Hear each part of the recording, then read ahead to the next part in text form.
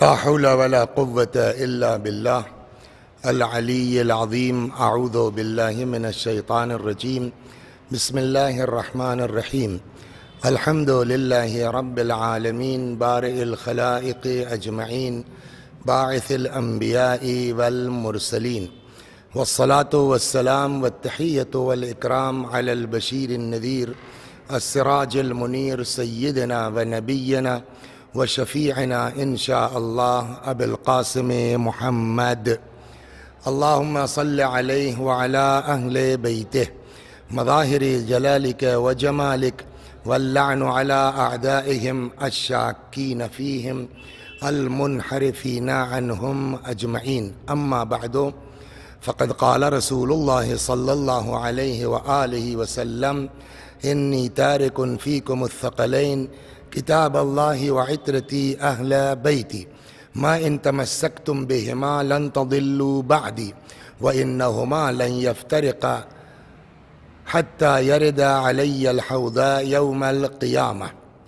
یہ مجلس جو آج منعقد ہو رہی ہے، ہمارے اور آپ کے ساتویں امام موسیٰ بن جعفر حضرت امام کاظم علیہ السلام کی شہادت کی مناسبت سے، لہٰذا قبل اس کے کہ میں کچھ عرض کروں، آپ تمام حضرات کو حضرت امام کاظم علیہ السلام کی شہادت کی تعزیت اور تسلیت پیش کرتا ہوں۔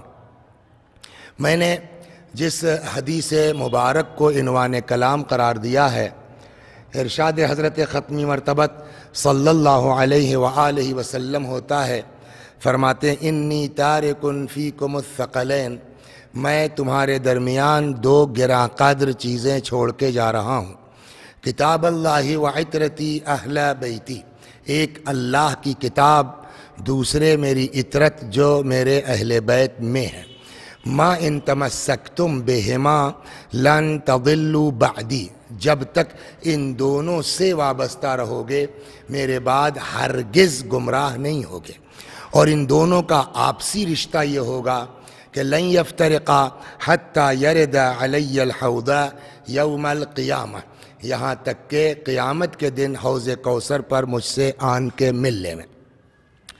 اس حدیث مبارک میں موٹے طور کے اوپر دو سوال ہو سکتے ہیں، اور بھی سوالات ہیں، موٹے طور کے اوپر دو سوال ہو سکتے ہیں۔ ایک تو یہ کہ پیغمبر نے کیا فرمایا، اور دوسرا سوال یہ ہوگا کہ حضرت نے کیوں فرمایا۔ کیا فرمایا کی وجہ یہ ہے کہ کتابیں جب آپ دیکھیے گا تو یہ حدیث مختلف الفاظ میں وارد ہوئی ہے۔ کہیں ارشاد ہوتا ہے انی تارکن فیکم الثقلین، کہیں ارشاد ہوتا ہے انی مخلفن فیکم الثقلین، تو ایک اختلاف تو یہ ہے۔ پھر آگے آئیے، کہیں ارشاد ہوتا ہے انی تارکن فیکم الثقلین، کہیں ملے گا آپ کو انی تارکن فیکم نورین، کہیں ملے گا انی تارکن فیکم خلیفتین، کہیں ملے گا انی تارکن فیکم حبلین، یعنی میں تمہارے درمیان دو گراں قدر چیزیں چھوڑ کے جا رہا ہوں، میں تمہارے درمیان دو نور چھوڑ کے جا رہا ہوں، میں تمہارے درمیان دو رسی چھوڑ کے جا رہا ہوں، میں تمہارے درمیان دو خلیفہ چھوڑ کے جا رہا ہوں۔ پھر تیسرے مرحلے پہ جو اختلاف آپ کو ملے گا وہ یہ کہ اکثر آپ کو مل جائے گا انی تارکن فیکم الثقلین کتاب اللہ وعترتی اہل بیتی، کہ میں تمہارے درمیان دو گراں قدر چیزیں چھوڑ کے جا رہا ہوں، ایک اللہ کی کتاب، دوسرے میری عطرت جو میرے اہل بیت ہے۔ بعض کتابوں میں اکا دکا آپ کو یہ بھی ملے گا کہ انی تارکن فیکم الثقلین کتاب اللہ و سنتی، میں تمہارے درمیان دو چیزیں چھوڑ کے جا رہا ہوں، ایک اللہ کی کتاب، دوسرے میری سنت۔ تو ایک تو پہلا سوال تو یہ ہے کہ حضرت نے کیا فرمایا، اس پر اگر ہم جاتے ہیں تو پھر وقت بہت کافی لمبا ہو جائے گا، اتنا کہہ کر کے ہم آگے بڑھ جاتے ہیں کہ مشہور یہی ہے کہ انی تارکن فیکم الثقلین کتاب اللہ وعترتی اہل بیتی، ہم تمہارے درمیان دو گراں قدر چیزیں چھوڑ کے جا رہے ہیں، ایک اللہ کی کتاب، دوسرے میری عطرت جو میرے اہل بیت میں ہے۔ انشاءاللہ کوئی دوسرا موقع آیا اور وقت ملا تو اس پر بحث ہوگی کہ یہ اختلافات کیوں ہیں اور واقعی صحیح کیا ہے۔ خلاصہ یہ ہے کہ صحیح یہی ہے کہ جو مشہور ہے انی تارک فیکم الثقلین کتاب اللہ و عطرتی اہل بیتی۔ اب آئیے ہم چلتے ہیں، چونکہ ہم کو آنا ہے امام کاظم علیہ السلام تک، لہذا زیادہ وقت اس سلسلے میں نہ لیا جائے۔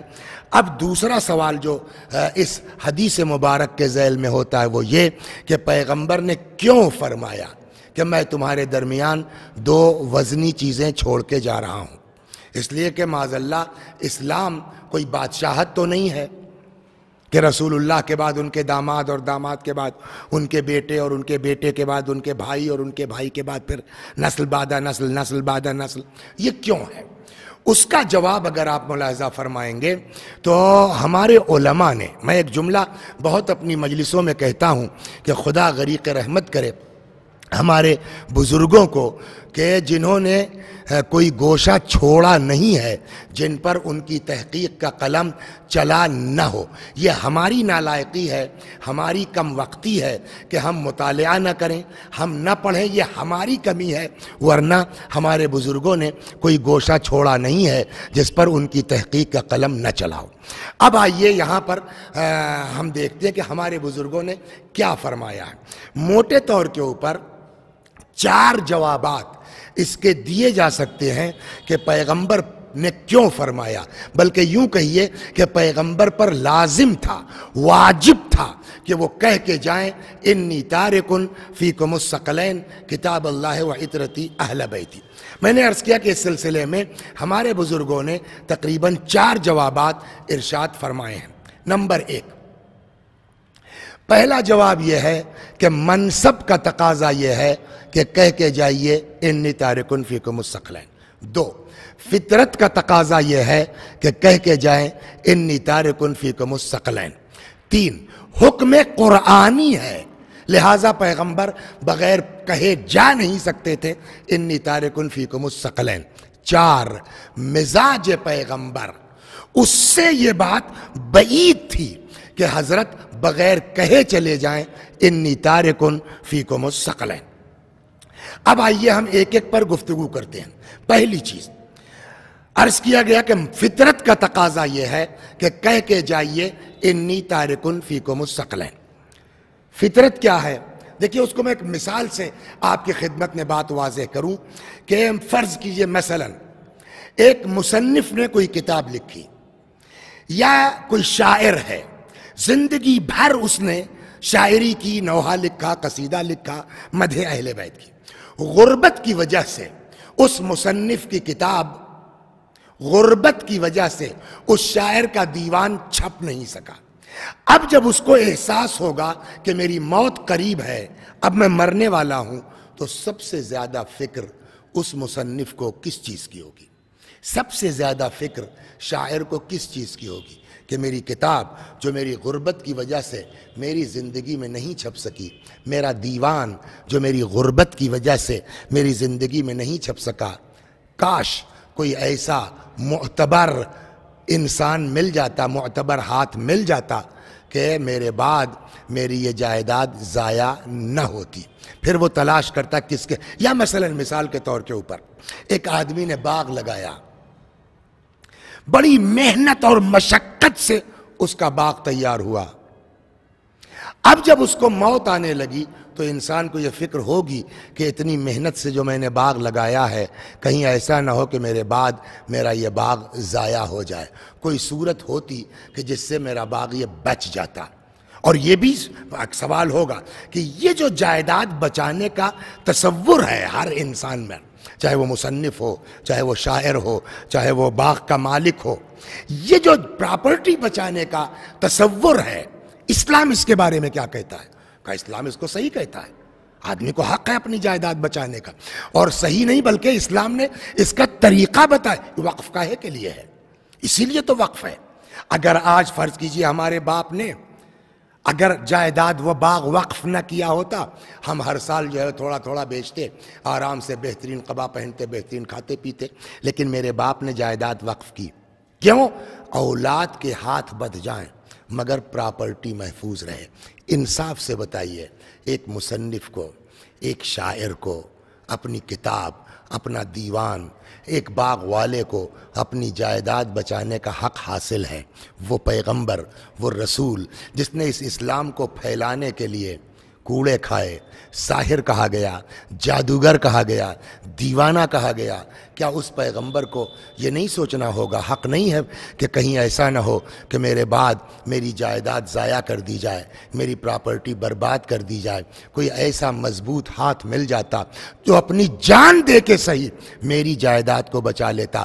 پیغمبر نے دیکھا کہ میرے اسلام کو سوائے میری اولاد کے کوئی بچانے کا جذبہ نہیں رکھتا، لہٰذا فطرت سے مجبور ہو کے فرمایا انی تارک فیکم الثقلین کتاب اللہ و عترتی اہل بیتی، میں دو چیزیں چھوڑ کے جا رہا ہوں، ایک اللہ کی کتاب، دوسرے میری عطرت جو میرے اہل بیت میں ہے، ان سے وابستہ رہو گے، ہرگز میرے بعد گمراہ نہ ہوگے۔ اور ایک چیز جیسے ہوتا ہے نا کہ انسان کو کبھی کبھی پراپرٹی سے محبت زیادہ ہوتی ہے، اولاد سے محبت کم ہو جاتی ہے۔ یہی وجہ ہے نا کہ آدمی وقف کرتا ہے چاہے اولاد کے ہاتھ بچ جائیں مگر جائیداد محفوظ رہے۔ یہاں بھی پیغمبر نے کیا کیا ہے، میری اولاد قتل ہو جائے کوئی بات نہیں ہے مگر پراپرٹی بچی رہنا چاہیے، اسلام بچنا چاہیے۔ پیغمبر کی جائیداد کیا ہے؟ یہی اسلام، یہی مسلمان، ہم اور آپ، ہماری ہدایت کی خاطر پیغمبر نے ہمارے بچنے کے لیے اولاد قربان کی ہے۔ پھر آپ انصاف سے بتائیے، قرآن کہتا حل جزاء الاحسان الا الاحسان، کیا احسان کا بدلہ احسان کے علاوہ کچھ ہے؟ جب ہماری جنت کے لیے، اسلام بچانے کے لیے، مسلمانوں کو بچانے کے لیے پیغمبر نے اولاد قربان کی، تو اب ہمارا بھی فرض یہ ہے حل جزاء الاحسان الا الاحسان کہ جب اولاد پیغمبر کا معاملہ آ جائے تو ہمارے لیے نہ ہمارا مال کچھ ہے، نہ جائیداد کچھ ہے، نہ پراپرٹی کچھ ہے، نہ اولاد کچھ ہے، جو کچھ ہے سب اولاد پیغمبر پر قربان۔ تو پہلا سبب اس حدیث کے ارشاد کا فطرت کا تقاضا ہے کہ کہہ کے جائیں انی تارک فیکم الثقلین۔ ایک دوسرا جواب جو ہمارے بزرگوں نے ارشاد فرمایا ہے وہ یہ کہ منصب کا تقاضا ہے کہ کہہ کے جائیے انی تارک فیکم الثقلین۔ اب سوال، پیغمبر کا منصب کیا ہے صلی اللہ علیہ وآلہ وسلم؟ رسول اللہ کا منصب کیا ہے؟ ترجمہ کیجئے آپ لوگ جو بیٹھے ہیں ٹی وی کے سامنے، اشہد ان محمد رسول اللہ، میں گواہی دیتا ہوں کہ محمد اللہ کے رسول ہیں یا تھے؟ ہر آدمی کہے گا ہیں، تو ہیں تو کب تک ہیں رسول؟ جواب قیامت تک کے لیے۔ قیامت کب آئے گی نہیں معلوم، اب تک 1450 برس ہو چکے، اور آگے ابھی قیامت کب آئے گی نہیں معلوم۔ لہٰذا یہ کہا جا سکتا ہے کہ اللہ نے اپنے نبی کو نبی بنا کے بھیجا، کب تک کے لیے؟ جواب ہزاروں سال کے لیے۔ تو اب رسول اللہ کو اللہ نے نبی بنایا کب تک کے لیے؟ جواب ہزاروں سال کے لیے۔ اس کو یہیں چھوڑ دیجئے، میں یہ مجلس ریکارڈ کروا رہا ہوں امام کاظم علیہ السلام کی شہادت کی مناسبت سے۔ فرض کیجئے مثلاً کتنی دیر پڑھنا ہے؟ 1 گھنٹہ 60 منٹ، ہمارے پاس وقت نہیں تھا، ہم نے 30 منٹ پڑھا۔ لوگ کہیں گے صاحب 1 گھنٹے کی، چلو کوئی بات نہیں ہے، 50% کر دیا، کوئی بات نہیں ہے۔ بجائے 50-60 کے ہم 30 منٹ پڑھنے کے، ہم نے 15 منٹ پڑھ دیا۔ تو اب کہا جا سکتا ہے، بتائیے 1 گھنٹہ ان سے کہا گیا تھا، انہوں نے 15 ہی منٹ پڑھا۔ پھر بھی کچھ لے نہیں وہ مسائب ٹھیک تھے، چلیے کوئی بات نہیں ہے، 25% پڑھا۔ لیکن اگر ہم 1 منٹ صرف پڑھ دیں کہ آج 25 رجب ہے، امام کاظم علیہ السلام کی شہادت ہے، حضرت کو قید خانے میں رکھا گیا اور شہید کر دیا گیا، والسلام علیکم ورحمۃ اللہ، تو نہ یہ ٹیلی ویژن والے نشر کریں گے بلکہ الٹا کہیں گے کہ آپ نے تو پڑھا ہی نہیں کچھ۔ میں کہوں گا بھائی میں نے پورے 60 سیکنڈ کی مجلس ریکارڈ کروا کے بھیجی ہے آپ کو، آپ کیسے کہہ رہے ہیں کہ میں نے کچھ نہیں پڑھا؟ تو جواب کیا ہوگا کہ صاحب 1 گھنٹہ پڑھنا تھا، 50 منٹ پڑھ دیتے چلو کچھ پڑھا، آپ 45 منٹ پڑھ دیتے چلو کچھ پڑھا، آپ 30 منٹ پڑھ دیتے چلو کچھ پڑھا، 1 منٹ کوئی پڑھنا ہوا، اس کا مطلب کیا ہوا؟ یعنی ایک چیز یہ نکل کے آئی کہ قلت گھٹتے گھٹتے ایک ایسے مقام پر پہنچ جاتی ہے جہاں اس کا وجود عدم کے برابر ہو جاتا ہے۔ پھر جملہ دوہراؤں، قلت گھٹتے گھٹتے ایک ایسے مقام پر پہنچ جاتی ہے جہاں اس کا وجود عدم کے برابر ہو جاتا ہے۔ 50 منٹ کچھ پڑھا، 45 منٹ کچھ پڑھا، 30 منٹ کچھ پڑھا، حتیٰ 15 منٹ کچھ پڑھا، لیکن 1 منٹ جاہل سے جاہل آدمی کہہ دے گا مولانا نے تو کچھ پڑھا ہی نہیں۔ کیا واقعی کچھ نہیں پڑھا؟ جواب وہی ہے کہ اس پڑھنے کو پڑھنا نہیں کہتے۔ ہو گئی یہاں تک بات؟ اب آئیے، تو میں نے 60 منٹ کی جگہ پڑھا کتنا؟ 1 منٹ، تو 1/60 تو پڑھا نا، تب بھی ساری دنیا کہہ رہی کچھ نہیں پڑھا، کچھ نہیں پڑھا، کچھ نہیں پڑھا۔ اب واپس آئیے، اللہ نے اپنے پیغمبر کو پیغمبر بنا کے بھیجا کتنے دن کے لیے؟ جواب، ہزاروں برس کے لیے۔ رسول اللہ نے کام کتنے دن کیا؟ رسالت کتنے دن؟ 23 سال۔ تو ہمارا تو 1 منٹ 1/60 ہے، ہزاروں سال کے مقابلے میں اس 23 منٹ کی کیا اوقات ہے؟ تو دل چاہتا عرض کروں یا رسول اللہ، آپ کو اللہ نے ہزاروں سال کے لیے نبی بنایا اور آپ 23 سال تبلیغ کر کے جا رہے ہیں، کہا تو ہم نے کہا یا رسول اللہ یا تو قیامت تک رہیے اور ہدایت کا کام انجام دیجئے، اور اگر نہیں تو آپ ایسا انتظام کر کے جائیے قیامت تک کا، جن کا قول آپ کا قول، جن کا فعل آپ کا فعل، جن کی سلو آپ کی سلو، جن کی جنگ آپ کی جنگ۔ پیغمبر اگر کہیں تو اگر میں نہ کروں تو؟ میں نے کہا صاحب ہم تو کچھ نہیں کہہ سکتے، لیکن اگر آپ ایسا نہیں کریں گے تو قرآن کہتے گا وَإِن لَّمْ تَفْعَلْ فَمَا بَلَّغْتَ رِسَالَتَهُ، اگر یہ نہ کیا تو آپ نے رسالت کا کوئی کام ہی انجام نہیں دیا۔ یہی وجہ تھی، منصب کا تقاضا تھا کہ یا تو خود قیامت تک رہیں یا قیامت تک کی ہدایت کا انتظام کرتے جائیں۔ اسی لیے آپ غدیر کے بھی خطبے میں دیکھیں گے تو یہ حدیث آپ کو وہاں بھی ملے گی۔ پیغمبر نے پہلے فرمایا انی تارکن فیکم الثقلین کتاب اللہ و عطرتی اہل بیتی، پھر اس کے بعد یہ قیامت تک کا سسٹم بتایا، پھر جو اس میں پہلی فرد تھی ان کو ہاتھوں پہ اٹھا کے پہچنوا دیا، من کنت مولا ہو فہذا علی مولا، میں جس کا مولا ہوں اس کے یہ علی مولا ہے۔ مطلب یہ کہ یہ قیامت تک کا سسٹم ہے جس کی پہلی فرد یہ ہے، اب جو جاتا جائے گا بعد والے کو پہچنواتا جائے گا۔ تو اب دوسرا جواب کیا ہوا؟ منصب کا تقاضا تھا کہ کہہ کے جائیے انی تارکن فیکم الثقلین۔ اب آئیے، میں نے کہا 4 جوابات ہمارے بزرگوں نے دیے ہیں کہ پیغمبر پر لازم تھا کہ کہہ کے جائیں انی تارکن فیکم الثقلین۔ پہلا، فطرت کا تقاضا، 2 منصب کا تقاضا، تیسرا جواب قرآن کا حکم ہے۔ عجیب، کہاں کہا ہے قرآن نے؟ کیا کہیں آیت ہے قل انی تارکن فیکم الثقلین؟ ہم نے کہا نہیں، قل لا اسألکم علیہ اجرا الا المودۃ فی القربى تو ہے، مگر یہ تو نہیں ہے کہ یہ قرآن میں قل انی تارکن فیکم الثقلین۔ میں نے کہا نہیں ہے۔ کہا پھر کیسے کہہ رہے ہو؟ میں نے کہا میں اس لیے کہہ رہا ہوں، قرآن میں ایک آیت ہے، ارشاد ہوتا ہے کتب علیکم اذا حضر احدکم الموت، تمہارے اوپر لکھ دیا گیا ہے۔ لکھ دیے کا مطلب کہیں واجب ہے، اور اگر واجب نہیں بھی ہے تو انتہائی تاکیدی مستحب کے معنی میں ضرور ہے۔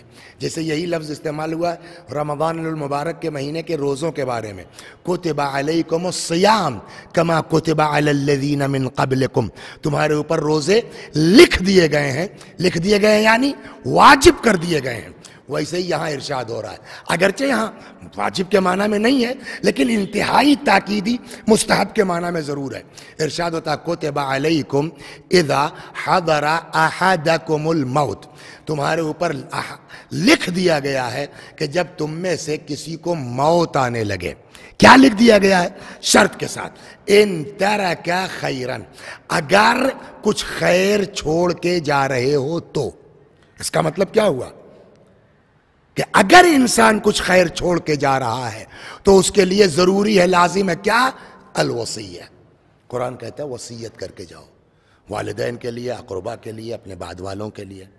اب سوال یہ کہ جب قرآن کا حکم ہے کہ اگر کچھ خیر چھوڑ کے جا رہے ہو تو تمہارے لیے ضروری ہے کہ بعد والوں کے لیے وصیت کر کے جاؤ. سوال: رسول اللہ صلی اللہ علیہ وآلہ وسلم خیر کچھ چھوڑ کے جا رہے ہیں یا نہیں جا رہے ہیں؟ جواب: پیغمبر لے کے کیا آئے تھے پہلے یہ طے کرو، پھر یہ طے ہوگا کہ خیر چھوڑا کہ نہیں چھوڑا. اب جب پیغمبر، اس لیے کہ پیغمبر کی پراپرٹی سے مطلب نہیں ہے، پیغمبر کی جائیداد سے مطلب نہیں ہے، پیغمبر کی زمینوں سے مطلب نہیں ہے، اس لیے کہ اس کے وارث موجود ہیں، حضرت صدیقہ طاہرہ سلام اللہ علیہا. بقیہ کیا لے کے آئے؟ اس لیے کہ قرآن کہتا وما محمد الا رسول، پبلک کے لیے وہ کچھ نہیں ہے سوائے رسول کے. بلکہ اور جگہ ارشاد ہوتا ہے ما کان محمد ابا احد من رجالکم ولیکن رسول اللہ وخاتم النبیین. پیغمبر تم مردوں میں کسی کے باپ نہیں ہیں، وہ بس اور بس رسول اللہ ہے اور خاتم النبیین ہے. تو اب جب وہ جا رہے ہیں تو ایز اے پیغمبر وہ کیا چھوڑ کے جا رہے ہیں؟ تو جب یہ ہوگا کہ پیغمبر کی حیثیت سے کیا چھوڑ کے جا رہے ہیں تو یہ سوال ہوگا کہ بحیثیت پیغمبر لے کے کیا آئے تھے، پھر وہی چھوڑ کے جائیں گے. قرآن سے پوچھئے اللہ تو نے اپنے نبی کو کیا دے کے بھیجا تھا؟ اب ارشاد ہوتا سورہ مبارک جمعہ، جو لوگ جمعے کے عادی ہیں ان کے کان میں یہ آیت پڑی ہوئی ہے. ارشاد ہوتا هو الذی بعث فی الامیین رسولا منہم یتلو علیہم آیاتہ ویزکیہم ویعلمہم الکتاب والحکمہ. اللہ نے بھیجا پیغمبر کو، کیا لے کے بھیجا؟ کیا کام ہے پیغمبر کا؟ هو الذی بعث فی الامیین رسولا منہم، نمبر 1 یتلو علیہم آیاتہ، نمبر 1 آیات قرآنی کی تلاوت کرتے ہیں. 2 وَيُزَكِّيهِمْ، لوگوں کو پاک کرتے ہیں. وَيُعَلِّمُهُمُ الْكِتَابِ، اور یہ لوگوں کو کتاب کی تعلیم دیتے ہیں. وَالْحِكْمَةِ، اور حکمت کی تعلیم. تو کتنی چیزیں ہیں پیغمبر کے پاس؟ تلاوت کتاب، تعلیم کتاب، تزکیہ نفس اور تعلیم حکمت، یہ 4 چیزیں. اب دوسری جگہ کے اوپر قرآن مجید کہتا ہے کہ جس کے پاس حکمت ہے، اس لیے کہ حکمت کی تعلیم وہی دے گا نا جس کے پاس خود حکمت ہو. تو جس کے حکمت دی گئی ہے وہی تو حکمت کی تعلیم دے گا، جس کے پاس ہے ہی نہیں وہ کیا تعلیم دے گا؟ یعنی پیغمبر کے پاس حکمت ہے. اب قرآن میں آیت الکرسی سے ذرا سا آگے جائیے گا، آپ کو یہ آیت ملے گی. ارشاد ہوتا یؤتی الحکمت من یشاء، اللہ جس کو چاہتا ہے اس کو حکمت عطا کرتا ہے، سب کو نہیں. یؤتی الحکمت من یشاء، اللہ جس کو چاہتا ہے حکمت دیتا ہے، اور جس کو حکمت دے دیتا ہے پھر کیا ہے؟ قرآن کہتا ہے وَمَن يُؤْتَ الْحِكْمَةَ فَقَدْ أُوتِيَ خَيْرًا كَثِيرًا، اور جس کو حکمت دے دی گئی اس کو خیر کثیر دے دیا گیا. تو پیغمبر کے پاس یہ 4 حکمت، پوری جائیداد کا کتنا حصہ ہوا؟ 1/4، 1/4. اس 1/4 کے لیے قرآن کہتا ہے خیر کثیر. تو جس کی 1/4 جائیداد خیر کثیر ہو جائے اس کی ساری جو ہے وہ زندگی کتنا بڑا خیر ہوگی. اور قرآن کہتا ہے کہ اگر خیر چھوڑ کے جا رہے ہو تو وصیت کر کے جاؤ. پیغمبر بغیر وصیت کے نہیں جا سکتے ہیں، لہذا حکم خدا ہے. پیغمبر نے جاننے سے پہلے فرمایا انی تارکن فیکم الثقلین کتاب اللہ وعطرتی اہل بیتی، میں تمہارے درمیان 2 وزنی چیزیں چھوڑ کے جا رہا ہوں، ایک اللہ کی کتاب، دوسرے میری عطرت جو میرے اہل بیت میں ہے. تو 3 جوابات ہو گئے. اب آئیے آخری جواب، چوتھا جواب کیا تھا؟ مزاج پیغمبر سے بعید تھی یہ بات کہ بغیر کہے چلے جائیں انی تارکن فیکم الثقلین. پیغمبر کا مزاج کیا ہے؟ اب یہاں پر ایک اعتراض ہو سکتا ہے کہ وہ انسان جس کو اپنا مزاج نہ معلوم ہو، اپنی بیوی بچوں کا مزاج نہ معلوم ہو، اس کو کیا حق ہے یہ کہنے کا کہ رسول اللہ کا مزاج یہ تھا؟ کیوں؟ اب سنیے آپ. کیسے؟ اکثر ہوتا ہے، دیکھا ہوگا آپ نے کہ معلوم ہوا صاحب جو لڑکے کو آگ کر دیا، ارے آپ تو بہت چاہتے تھے اپنے بیٹے کو، بہت محبت کرتے تھے اپنے فرزند سے، یہ کیا ہوا؟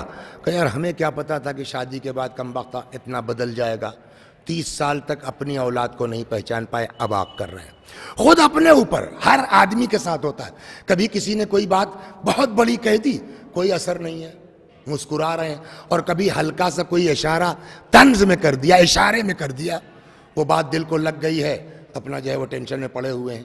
تو کبھی بڑی سے بڑی بات کا برا نہیں مانتے ہم آپ، کبھی معمولی سی بات کا برا مان جاتے ہیں۔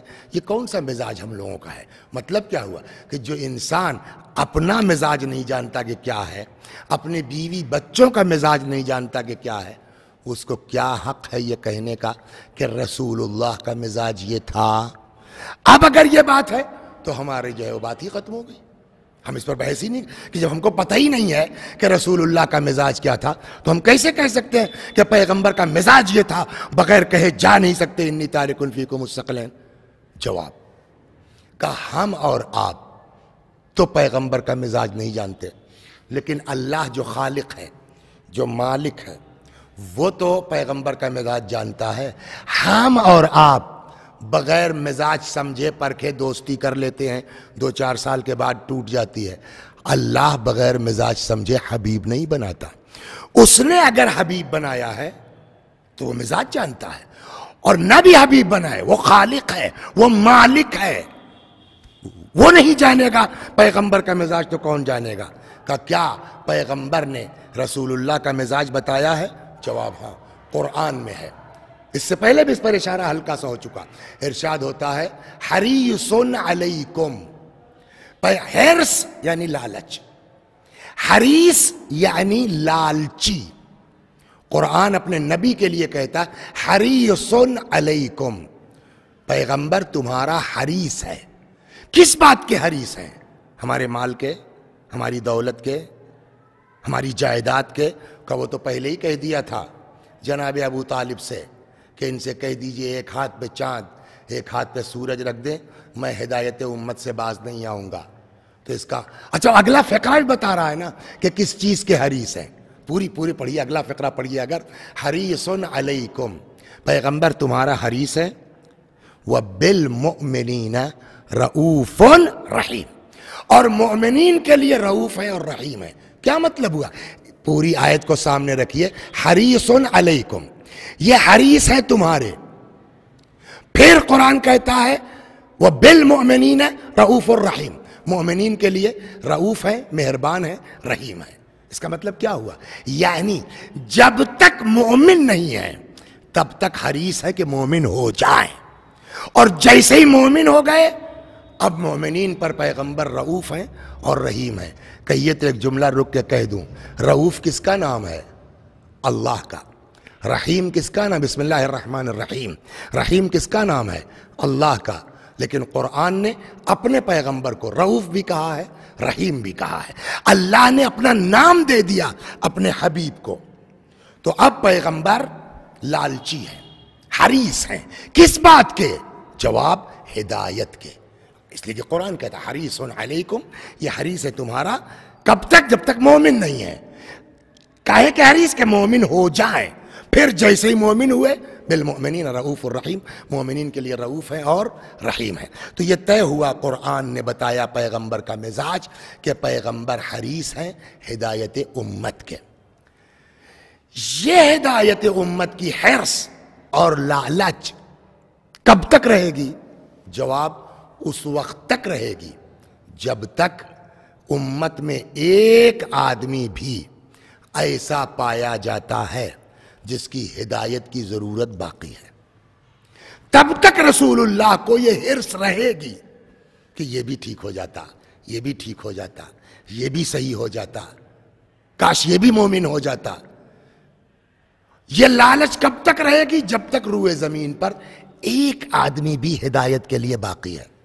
اور اب پیغمبر 23 سال کے بعد جا رہے ہیں، سارے لوگ تو مومن نہیں ہو گئے نا، ابھی کتنی بڑی دنیا باقی ہے، تو آسانی سے روح نکل سکتی ہے۔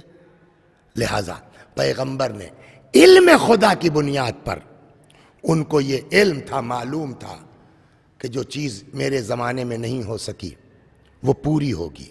کب؟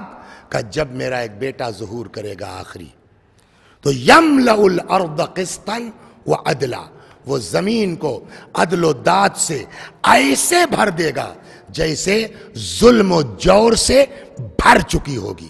چونکہ پیغمبر جانتے تھے کہ میرے بعد میری ہی اولاد کے ذریعے یہ کام مکمل ہو سکتا ہے، لہذا پوری امت کو اپنی اولاد کے حوالے کیا، فرمایا انی تارکن فیکم الثقلین، میں تمہارے درمیان دو گراں قدر چیزیں چھوڑ کے جا رہا ہوں، ایک اللہ کی کتاب، دوسرے میری اطرت جو میرے اہل بیت میں ہیں۔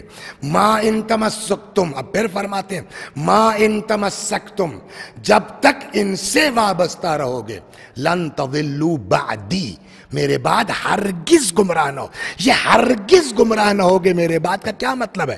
یعنی اس کا مطلب پیغمبر کے بعد گمراہی کا چانس ہے، رسول اللہ کے بعد گمراہی کا امکان ہے، ورنہ وہ یہ نہ کہتے کہ ان سے وابستہ رہو گے تو گمراہی سے بچو گے۔ لہذا اب ہم کو اگر گمراہی سے بچنا ہے تو ہم کو قرآن کا دامن تھامنا ہوگا، ہم کو اطرت کا دامن تھامنا ہوگا۔ ما ان تمسکتم بہما لن تضلوا بعدی، جب تک ان دونوں سے وابستہ رہو گے میرے بعد ہرگز گمراہ نہیں ہوگے۔ اور ان کا آپسی ریلیشن یہ ہے کہ لن یفترقا، یہ بھی ایک دوسرے سے جدا نہیں ہوں گے، نہ قرآن اہل بیت سے جدا ہوگا، نہ اہل بیت علیہم الصلاۃ والسلام قرآن سے جدا ہوں گے، حتیٰ یردا علی الحوض یوم القیامہ، یہاں تک کہ حوض کوثر پر مجھ سے آن کے ملنے میں۔ اور اس کی زندہ مثال حضرت سید الشہداء سلام اللہ علیہ نے پیش کی ہے کہ نو کے نیزہ پر قرآن کی تلاوت کر کے کہ سر تن کو الگ کر سکتے ہو، ہم سے قرآن کو جدا نہیں کر سکتے ہو۔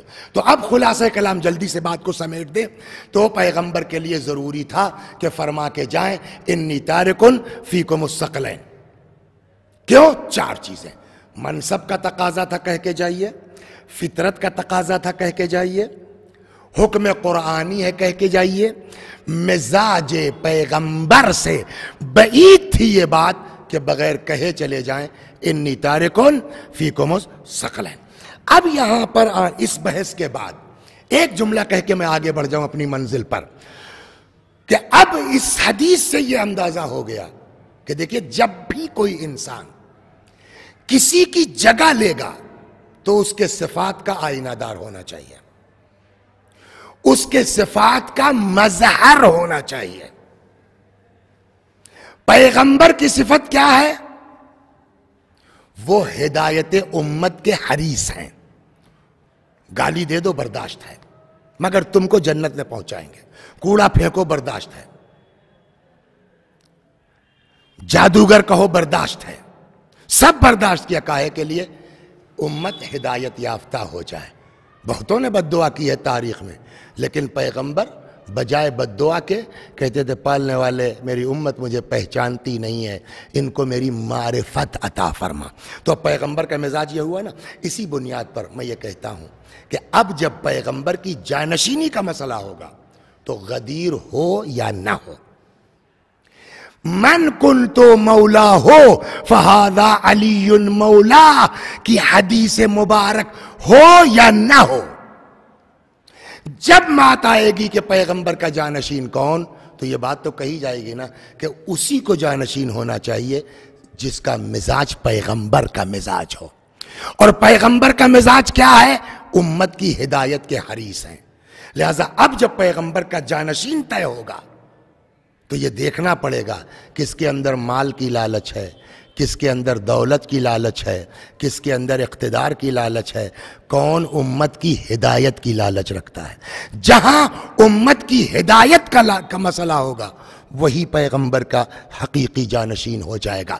اب اس عنوان سے جب آپ چلیں گے کہ پیغمبر کا مزاج ہے حرص ہدایت امت، تو اب جو پیغمبر کی جگہ آئے گا دیکھیے اس کے اندر امت کی نجات کی حرص ہے کہ نہیں ہے، مال کا لالچی تو نہیں ہے، دولت کا لالچی تو نہیں ہے، اقتدار کا لالچی تو نہیں ہے۔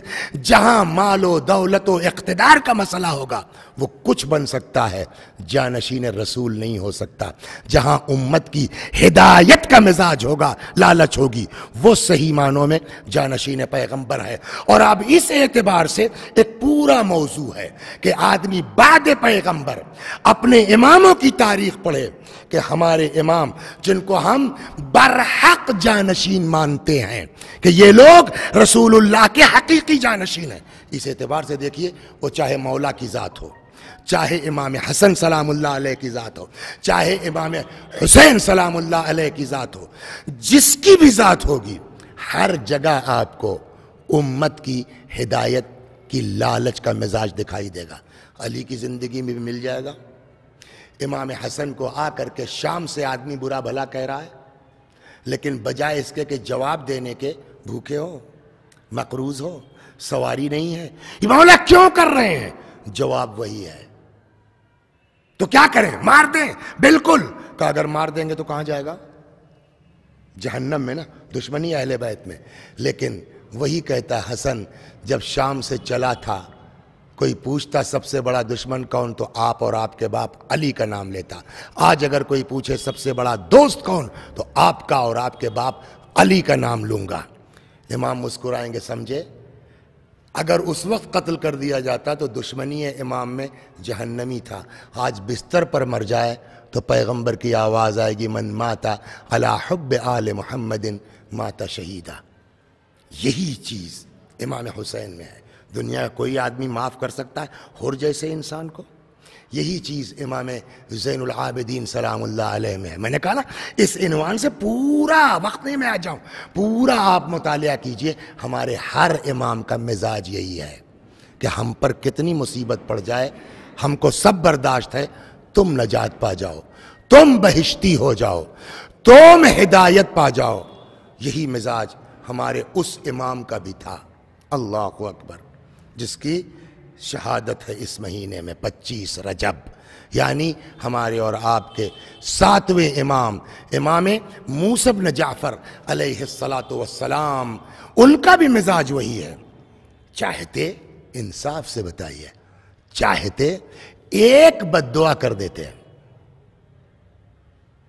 سب پتھر بن جاتے نہ بن جاتے، لیکن ساری زندگی امام نے قید خانے میں گزار دی، لب پر شکایت کا ایک جملہ نہیں آیا، نہ امت کے لیے بد دعا کی ہے۔ اللہ اکبر۔ ہاں ایک جگہ ہے لیکن بد دعا نہیں کی ہے، پھر بھی کہتے ہیں۔ دیکھیے سب سے زیادہ یہ یہودی جو ہیں، ان سے زیادہ کسی نے اذیت نہیں پہنچائی ہے اسلام کو۔ یہ جو دربان تھا، وہ زندان بان تھا، دروغہ تھا زندان کا، نام تھا اس کا سندھی ابن شاہق لعنت اللہ علیہ۔ اس ملعون نے امام کاظم علیہ السلام کو پہلے زہر دیا۔ زہر دینے کے بعد جب امام پر زہر نے اثر کرنا شروع، ایک جملہ اور کہہ دیں جو لوگ مجلس میں ہیں، دیکھیے القاب جو ہے نا وہ سب کے الگ الگ ہیں۔ آپ کسی کو امیر المومنین نہیں کہہ سکتے سوائے مولا کائنات کے۔ سید الشہداء امام حسین ہیں۔ ویسے ہی 14 معصومین میں اگر کسی کو باب الحوائج کا لقب ملا اماموں میں تو یہ امام کاظم علیہ السلام ہے۔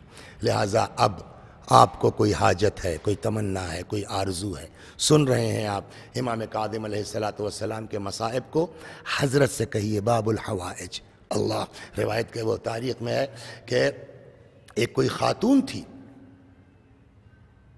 بغداد میں، اس کا بیٹا بستر مرگ پر ہے، اب بچنا مشکل ہے، چھوڑ چھاڑ کر کے اپنے بیٹے کو بھاگی آئی حرم امام کاظم علیہ السلام میں۔ کتنا کریم ہے میرا مولا، باب الحوائج۔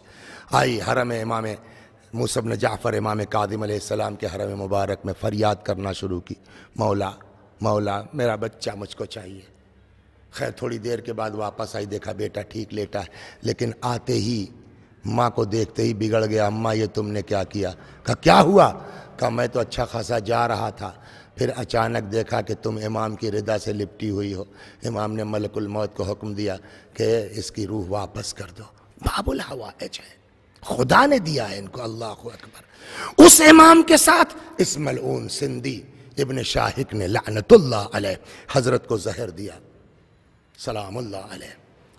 جب زہر نے اثر کرنا شروع کیا تو روایت یہ کہتی ہے کہ اس سندھی ابن شاہق نے بغداد کے کچھ سربراہردہ افراد جو بڑے بزرگ شیعہ لوگ تھے ان کو بلایا کہ بھائی دیکھو تمہارے امام کی طبیعت خراب ہے، ہو سکتا ہے یہ کل پرسوں میں ان کا انتقال ہو جائے، تو ہم پر کوئی الزام نہ لگانا، آ کے دیکھ لو تم لوگ قید خانے میں کہ ہم نے کتنے آرام سے تمہارے امام کو رکھا ہے۔ اور اس نے امام کو ایک بڑھیا بستر بچھا کر کے امام کو اس پر صاف و شفاف بستر پر لٹایا۔ وہ بیچارے بغداد کے شیعہ آئے، انہوں نے ظاہر ہی دیکھا، انہوں نے کہا ہاں ٹھیک ہے، بات تو تمہاری صحیح ہے۔ انہوں نے کہا لو یہ پیپر ہے، اس پر سگنیچر کر دو کہ تم نے اپنی آنکھ سے دیکھا ہے کہ ہم نے تمہارے امام کو کتنے آرام سے رکھا ہے۔ وہ بیچارے سیدھے سادے شیعہ وہ چاہ رہے تھے کہ اس پر سگنیچر کر دیں کہ امام نے اشارے سے منع کیا، دستخط مت کرو، اس ملعون نے مجھے زہر دیا ہے، اتنا کہنا تھا۔ جب شیعوں نے انکار کیا دستخط سے تو تاریخ کہتی ہے کہ شیعوں کو نکال کر کے سندھی نے قید خانے کا دروازہ بند کر لیا، مگر یہ چاہنے والے قید خانے سے گئے نہیں، دیوار کے پاس لگے رہے۔ اس کے بعد روایت کہتی اس ملعون نے کوڑا اٹھایا، امام کاظم علیہ السلام کو کوڑوں سے اذیت کرنا شروع کی۔ یہ جو شیعہ باہر کھڑے تھے ان کے کانوں میں قید خانے کے اندر سے امام کے چیخنے اور رونے کی آواز آتی تھی، اور آخر کار کہتے ہیں کہ امام کی آواز خدا مجھے اب اس دنیا سے اٹھا لے۔ اس بے رحمی کے ساتھ امام علیہ السلام کو زہر دے کر کے شہید کیا گیا، اور اچھا مار دیا نا، شہید کر دیا، اب دے دو شیعوں کے حوالے کر دو، لے جائیں بیچارے وہ۔ لیکن ان ملعونوں نے اللہ اکبر مزدوروں کے ذریعے لا کے بغداد کے پل کے اوپر امام کا جنازہ رکھوا دیا۔ ایک آدمی چیخ رہا ہے، جب مزدور جنازہ لے کے چلیں، ایک آدمی چیخ رہا ہذا امام الروافض، آؤ دیکھو یہ رافضیوں کے امام ہیں۔ لیکن پھر بھی میں کہوں گا بقول وہی امام حسن علیہ السلام کے لا یوم کیومک یا ابا عبداللہ، اے حسین آپ کے دن سے بڑھ کے کوئی نہیں ہے۔ میں کہوں گا مولا یا امام کاظم علیہ السلام آپ کا پل پر جنازہ رکھ دیا گیا، مزدوروں نے جنازہ اٹھایا، لیکن مولا پھر بھی آپ کے جسم پر گھوڑے تو نہیں دوڑائے گئے۔ لیکن ہائے میرا مولا، ہائے امام حسین علیہ السلام، روایت کہتی ہے جب آقا شہید ہو گئے، سر جدا کر دیا گیا، تو اس ابن سعد ملعون نے پکارا جو لوگ حسین کے جسم پر گھوڑے دوڑانا چاہتے ہیں اپنے گھوڑوں کو ایڑ لگا کے آگے آ جائیں۔ تاریخ کہتی ہے 10 ضلع زادے امام کا جنازہ سرزمین کربلا پہ پڑا ہوا ہے، 10 جنازے امام کے جسم کو پامال سم اسپا کر رہے ہیں۔ اللہ اکبر، اللہ اکبر۔ مولا یا امام کاظم علیہ السلام آپ پر مصیبت پڑی، لیکن جو چیز امام حسین کے ساتھ جانور بھی ذبح ہوتا ہے نا، اس کا بھی اپنا ایک ادب ہے، ایک طریقہ ہے۔ گلا سامنے سے کاٹا جاتا ہے، تیز دھار چھری ہوتی ہے، پانی پلا لیا جاتا ہے، لیکن ہائے امام حسین المذبوح بالقفا، اللہ اکبر، سامنے سے نہیں پسے گردن سے حضرت کا سر جدا کیا گیا۔ ادھر زینب تڑپتی رہی، فرمایا یبن سعد ایقتل ابو عبداللہ وانت تنظر الیہ، اے سعد کے بچے، ارے میرا بھیا ذبح ہو رہا ہے، تو کھڑا دیکھ رہا۔ وَسَيَعْلَمُ الَّذِينَ ظَلَمُوا أَيَّ مُنْقَلَبٍ يَنْقَلِبُونَ إِنَّا لِلَّهِ وَإِنَّا إِلَيْهِ رَاجِعُونَ۔ خدا ہماری اس عزا کو قبول فرما، مزید عزائے اہل بیت کی توفیق کرامت فرما، جب تک زندہ ہیں در اہل بیت سے وابستہ رکھ، مرنے کے بعد جوار معصومین میں جگہ کرامت فرما۔ یا اللہ جن لوگوں نے اس آن لائن کے مجلس میں اہتمام کیا، خدا ان سب کی دینی دنیاوی حاجتوں کو برلا۔ وآخر دعوانا ان الحمدللہ رب العالمین۔